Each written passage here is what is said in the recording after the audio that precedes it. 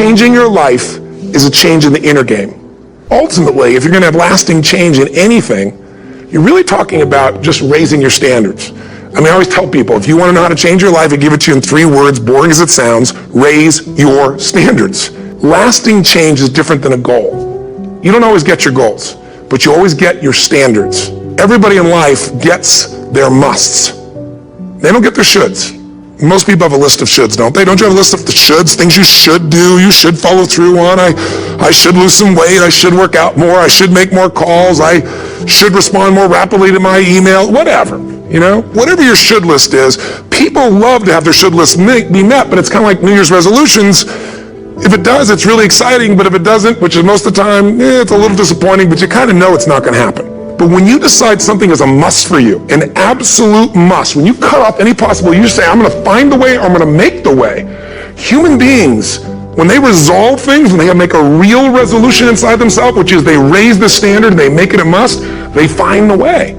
Haven't you had some area of your life where you raise your standard and your life has never been the same? Maybe at one time in your life you smoked cigarettes, or you did something and you did it for years and you kept trying to change it and kept telling yourself, I should. And then one day something happened. Something just clicked you over. Something took you over that kind of tipping point.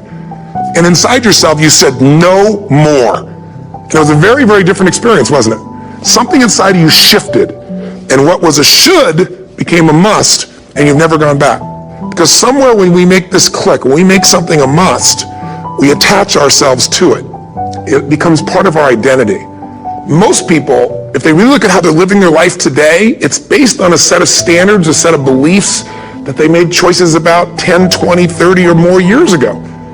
I mean, very often we made decisions in our youth or very young about what to believe, about what we were capable of, about who we are as a person, and that becomes the glass ceiling, if you will, that controls us. Take a look at any place you've got a limitation and ask yourself, when did I decide to accept that limitation? And you may not even see it as a limitation. You might see it as just, that's who I am. But so often in our lives, we've adapted to be a certain way so that we don't fail or so that people will like us or respect us, but it's not necessarily who we are. Joy comes when you're spontaneous. It's really hard to be truly happy when you're not being yourself. And most of us have no clue who we are. And so a big part of my work, if you've ever been to an event, you know, is to get people to do things spontaneously without thinking, because that's when the real you shows up. That's when the energy comes alive. And when you do that, when you start to connect to your true nature, suddenly there's energy available for you to set a higher standard for what you want in your life. So the secret to real happiness is progress. Progress equals happiness. And if we can make progress on a regular basis, we feel alive. And that's why at the beginning of the year, we get this thing like, okay, I can have this fresh start. I could really do what my soul desires. I could expand. I could grow. I could improve. I could change.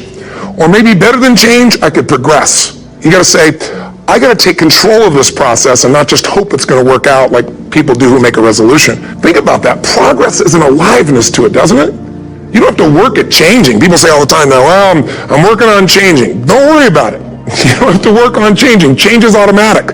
Your body's going to change whether you want it or not as the years go by. And no matter how hard you work, there's going to be some changes going on there. The economy is going to change no matter what you want it to do. The weather is going to change. Relationships are going to change. Everything in life is always changing. We don't have to work on change. Change is automatic, but progress is not. So if you want to make real progress, then you really got to look at your life in a different way. But one of the most important decisions you make in business is, ultimately, if I was going to sell this, if I chose to, I have to know who would I sell this to so that I have long-term value, not just an income along the way. I have this critical mass hit. I get a multiple of my business. And most people don't have a clear exit strategy. They think I'll come up with that someday. You're going to start with that end in mind. That's got to be part of your focus if you're going to be successful in your business. Whenever people fail to achieve their goals 99.9% of the time, and you ask them why, they'll tell you it's because of a lack of resources. That's what all these things are. I didn't have the support, right? I didn't have the money. We didn't have the time. We didn't have this. We didn't have that. There's a resource that people believe is missing. And that resource, belief structure, then keeps people from ever being able to really lead. Because what leaders do is they find a way to maximize whatever resources they have, as little as they may be, and they don't believe in limited resources. Resources are interesting, but the ultimate resources are the feelings of emotion that make you resourceful. Success and failure are not giant events. They don't just show up. You don't just suddenly become successful or suddenly have this cataclysmic event that makes you fail. It may look that way, but failure comes from all the little things. It's failure to make the call. It's failure to check the books. It's failure to say, I'm sorry. It's failure to push yourself to do things physically that you don't want to do. And all those little failures day after day come together until one day some cataclysmic event happens and you blame that. That event happened because you missed all the little stuff. Do you agree with me? And success, by the way, is not some overnight event. It's all these little things. Success is having a vision. Success is making it compelling. Success is really seeing it and feeling it every day with strong enough reasons. Success is feeling the sense that I'm here to grow and I'm here to give something to the world more than just myself. All the little stuff. That's where success comes from. But when you decide what's most important to you, your brain goes after it. Clarity is power. You got to know the specific result you're after. What do you want? If you can't answer that question right now in your personal life, in your body, in your relationships, in your finances, in your spirituality, then you're not going to be as fulfilled as you want to be. If you don't know exactly what you want, or you let yourself get beyond that into something general, you're not going to achieve it. What are the rituals that have put me there? Because whatever results you're getting, even if you don't like the results, there's some rituals that are keeping you in that place. There's some rituals of what you eat or don't eat, how you move or don't move, how you sleep or don't sleep. There's some rituals in the lack of variety or spice or energy or focus in an area. Just write the truth of where you are. What do you want?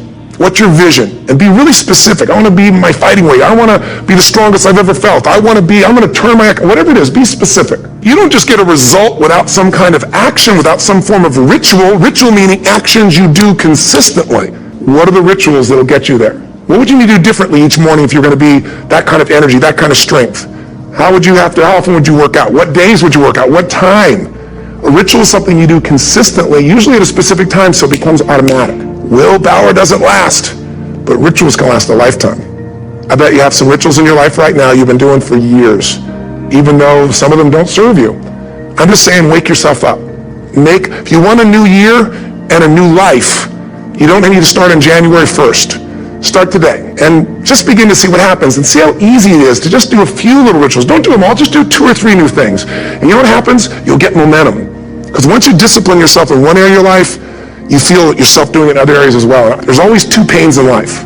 There's the pain of discipline or there's the pain of regret.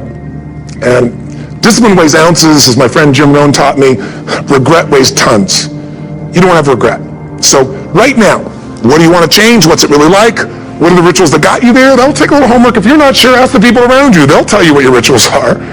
What do I really want in depth? What are the rituals that will get me there? And then get yourself to start a few of those actions and lock them in place. Here's what I've created for my life, and anyone I know succeeded. I'm a 17-year-old kid from Azusa, California, with no real education other than self-education, with no background, with no money, but I did one thing. I love people. And I had an enormous demand I made upon myself, and I sculpted my mind and my emotions to get me to do whatever it would take to achieve and to contribute. But to do that, I did it by using my body and changing my focus. I did it by putting myself in a peak physiology and using what I call incantations. So starting when I was 17, I started doing incantations, not affirmations. Affirmations, you go, I'm happy, I'm happy, I'm happy, I'm happy, I'm happy. What's the problem? You haven't changed your what? Physiology. If you don't change your physiology, you won't get anything. So an incantation is not only you speak it, but you embody what you're saying with all the intensity you can. And you do it with enough repetitions that it sticks in your head. Like It's a Small World, now the conversation in your head is always the same and it gives you what you want. So you use your body and your voice. I will do something that I still do backstage and have done for 23 years. Because I don't hope I'm going to be in a good state, I demand it. So I do incantation using my whole body. I now command my subconscious mind to direct me in helping as many people as possible in life today to better their lives by giving me the strength, the emotion, the persuasion, the humor, the brevity, whatever it takes to show these people and get these people to change their lives now. Human beings absolutely follow through on who they believe they are. If you define yourself as somebody who is really conservative, you're not going to be crazy and act nuts unless you're really drunk or something, and then you can say it's the alcohol, when it's really just you finally getting permission to be yourself. The alcohol is your excuse. If you're a really crazy person, you act crazy, outrageous, playful. You don't act conservative because it's not who you are.